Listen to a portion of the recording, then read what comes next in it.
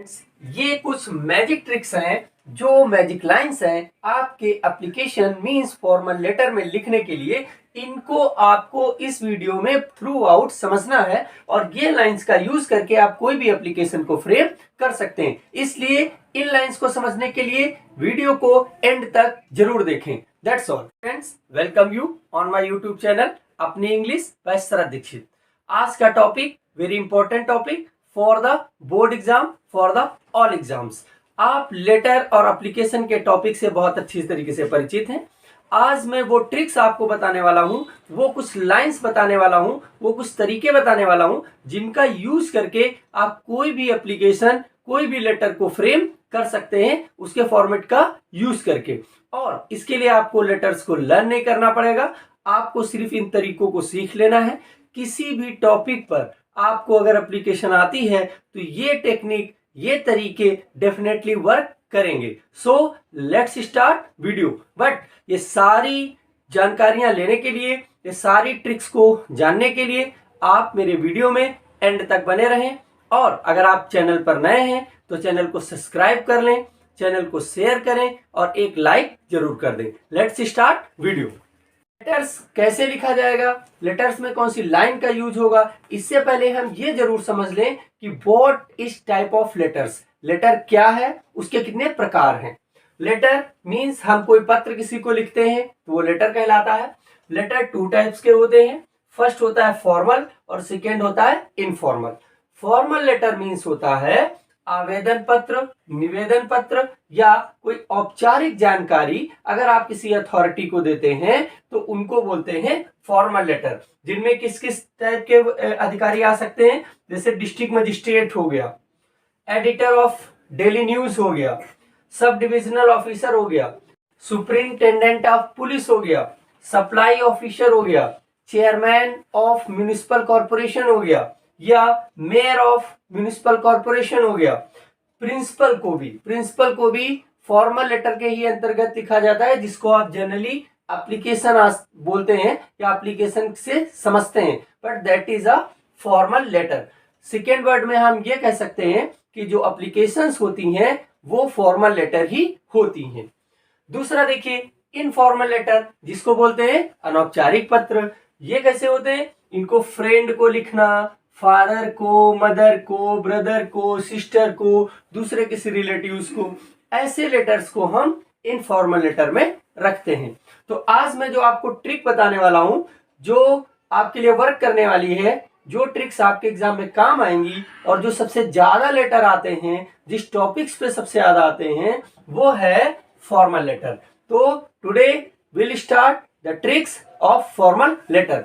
Wait, let's talk about to the formal letter.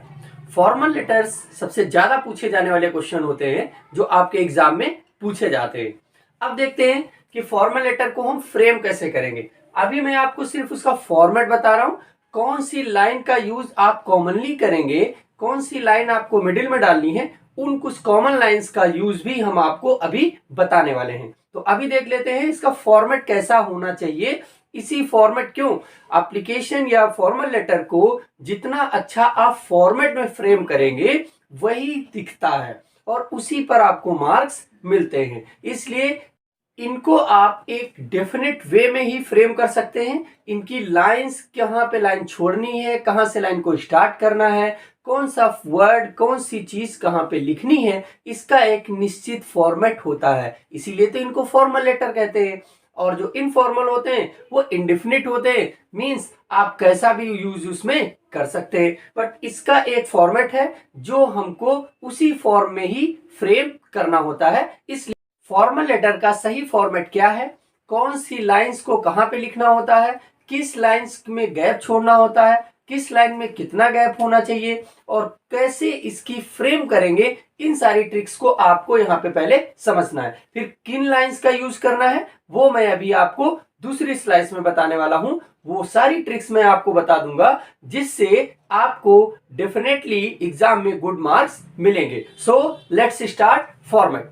देखिए, पहले address लिखना होता है, तो एड्रेस में जो न्यू फॉर्मेट आया है उसके अकॉर्डिंग आपको पहले सेंडर का एड्रेस लिखना होता है, उसमें house number, locality, house number है तो अच्छी बात है, बट लोकेलिटी, सिटी का नेम और उसके नीचे डेट, जिस डेट में आपको एप्लीकेशन मींस फॉर्मल लेटर को लिखना है।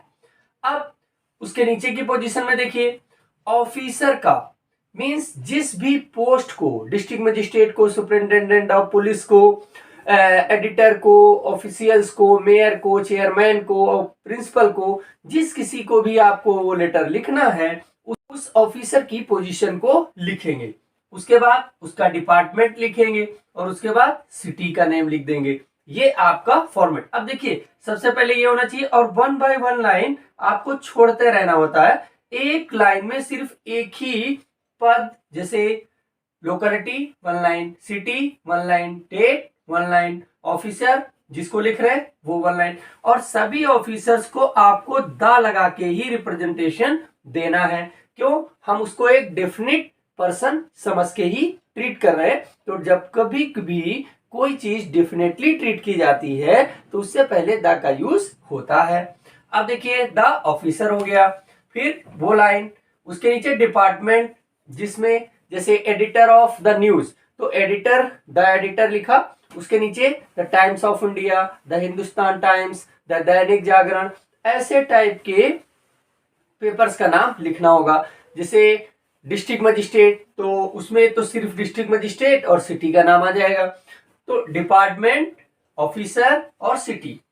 उसके बाद लाइन को छोड़ के थोड़ा इसके जस्ट नीचे से नहीं, हल्का सा राइट साइड में आपको सब्जेक्ट जरूर लिखना होता है, क्योंकि सब्जेक्ट देख के एप्लीकेशन में एक ब्यूटेशन आता है और तुरंत क्या विषय है, किसके बारे में एप्लीकेशन लिखी गई है, वो चीज यहाँ पे 4 to 6 वर्ड, 4 से 6 लाइन में आपको लिख देना होता है। उसके बाद देखिए, फिर salutation word means respected word, respected sir, respected madam, इन वर्ड्स का यूज आपको करना होता है। उसके नीचे की लाइन से, वो लाइन को मैंने पहले ही कहा, एक लाइन में सिर्फ एक ही चीज करते हैं यहां तक। अब यहां से लाइन पैराग्राफ टाइप का स्टार्ट हो जाएगा, तो स्टार्टिंग लाइन डालना होता है। स्टार्टिंग लाइन में कौन कौन से वर्ड्स का यूज आप कर सकते हैं वो मैं अभी आपको अपनी दूसरी स्लाइड में जब पूरा फॉर्मेट में बताऊंगा उसमें बताऊंगा। अब देखिए, स्टार्टिंग लाइन को जो कितनी होनी चाहिए, 1 to हाफ लाइन, मतलब 1 से आधी लाइन तक पक्का ही आपको स्टार्टिंग लाइन, जो कॉमन लाइन होगी, जो सभी एप्लीकेशंस में यूज होती है, उसको लिखना होता है। उसके नीचे प्रॉब्लम, प्रॉब्लम को लिखना होता है। आपके एग्जाम में प्रॉब्लम क्या है, ये एग्जाम में वहां पे जस्ट गिवन होगी। और प्रॉब्लम्स कैसी कैसी हो सकती हैं, जैसे आप समझ लीजिए कि प्रिंसिपल को दिया, तो जनरली आप सोचिए कि लीव पे एप्लीकेशन नहीं आती है, कम आती, बहुत ये छोटे क्लासेस की एप्लीकेशंस होती हैं। Arrange the extra classes, cleanliness of the city, arrange the evening games, इस टाइप की प्रिंसिपल को आ सकती हैं। और किसी भी ऑफिशियल को, जैसे वाटर सप्लाई, इलेक्ट्रिसिटी की प्रॉब्लम, गार्बेज की प्रॉब्लम, इनसेनेटरी की problem, bad condition of the roads की प्रॉब्लम, इन तरीके की इट्सेट्रा एंड डिसेट्रा प्रॉब्लम्स आपको आ सकती हैं। Spreading of any disease in your locality, this type of the problems आ सकती हैं। तो वो प्रॉब्लम को 7 to 8 लाइन हमको फ्रेम करके एक एप्लीकेशन का फॉर्मेट तैयार कर लेना है।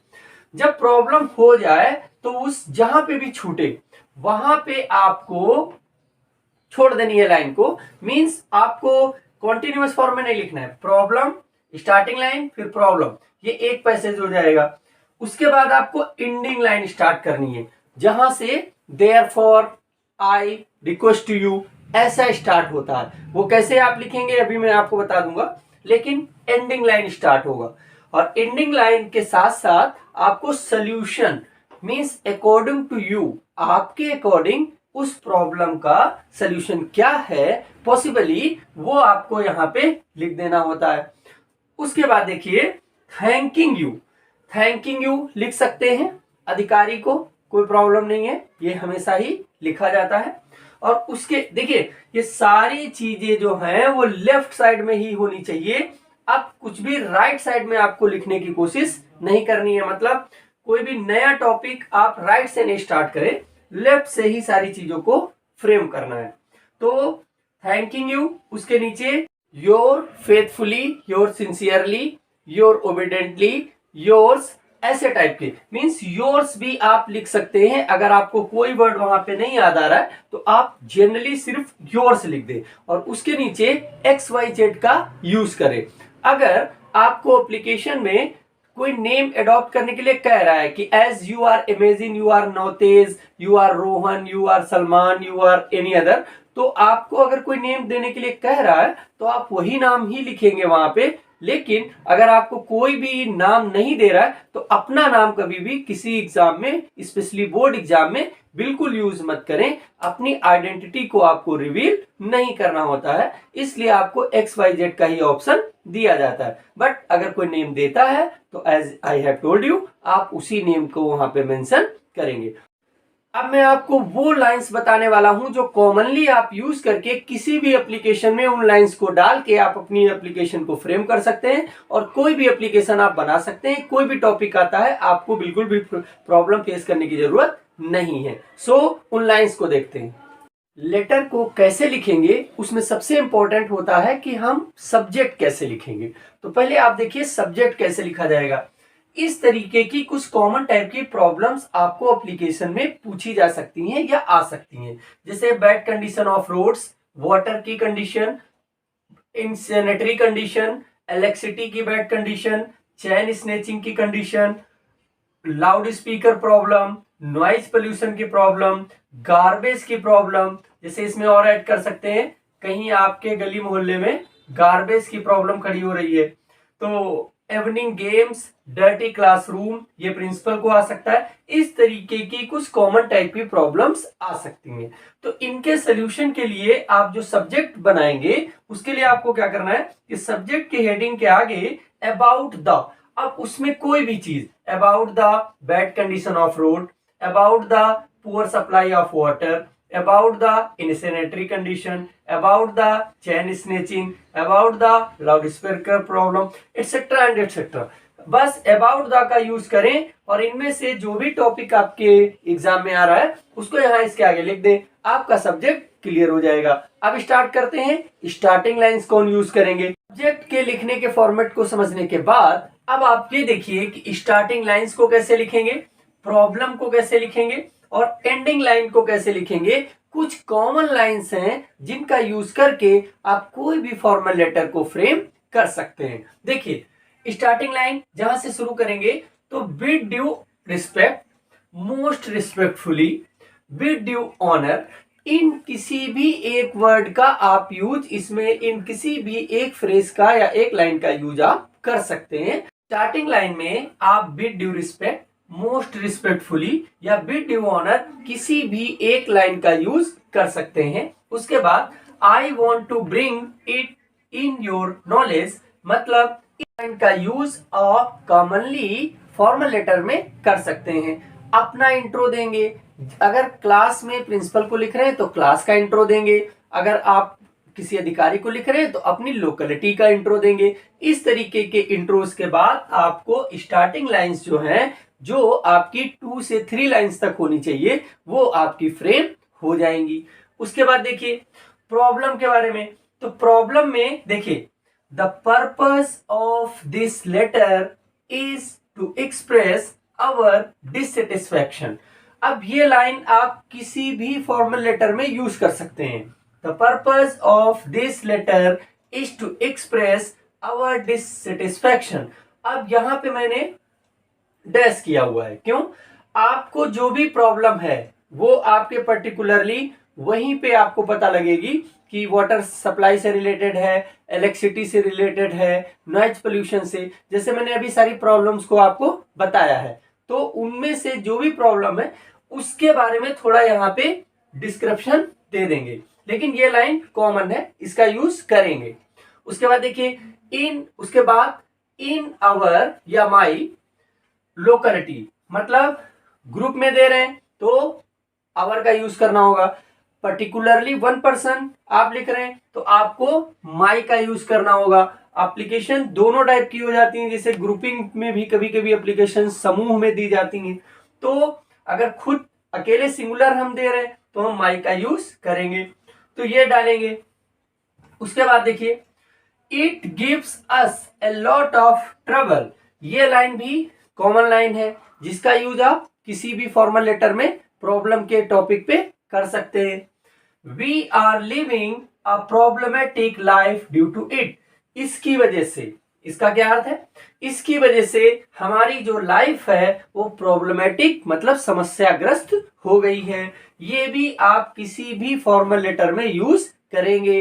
ये कॉमन लाइन मैंने आपको बताई है। अब देखिए, इन कॉमन लाइन के बाद कुछ एंडिंग की कॉमन लाइन है जिनका यूज आप किसी भी फॉर्मल लेटर में कर सकते हैं। देखिए, देयरफॉर यहां से बोलेंगे, फिर I request you to take right and tight action immediately in this matter. ये आपको कभी भी कोई भी एप्लीकेशन है, कोई भी फॉर्मल लेटर है, तो उसमें आप इस एंडिंग लाइन का यूज कर सकते हैं। क्या कि इसकी एंडिंग लाइन में ये कहा जा रहा है कि मैं आपसे रिक्वेस्ट करता हूं कि आप राइट एंड टाइट एक्शन लें इस मैटर में, और इसके आगे आप थोड़ा ऐड भी कर सकते हैं, against those persons who are responsible for it, या एडिटर को लिख रहे हैं to write something to aware the authority against this problem या अबाउट दिस प्रॉब्लम। ये टाइप की लाइंस को आप थोड़ा इंक्रीज कर सकते हैं। उसके बाद थैंकिंग यू लिख देंगे, और फिर अपना यानी योर्स, जिसके बारे में मैं अभी आपको बता चुका हूं कि फेथफुली सिंसियरली या योर्स का ही यूज कर सकते हैं। इन सभी को फिर से आप एक बार स्क्रीनशॉट कर लें।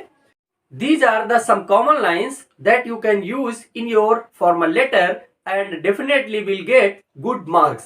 इन लाइंस का प्रयोग अपने आप फॉर्मल लेटर में जरूर करें, और जो प्रॉब्लम वहां पे स्पेसिफिक दी जाए उसकी कुछ लाइंस इसी में बीच में जहां जहां मैंने fill in the blanks type का किया है वहां पे यूज कर दें। उसके बाद आपकी एप्लीकेशन फ्रेम हो जाएगी और आपके मार्क्स आपकी मुट्ठी में आ जाएंगे। Best of luck for your exam, और एक लाइक जरूर कर दें, इस वीडियो को शेयर करें और मेरे चैनल को सब्सक्राइब कर ले। मिलते हैं नेक्स्ट वीडियो में। जय हिंद, वंदे मातरम।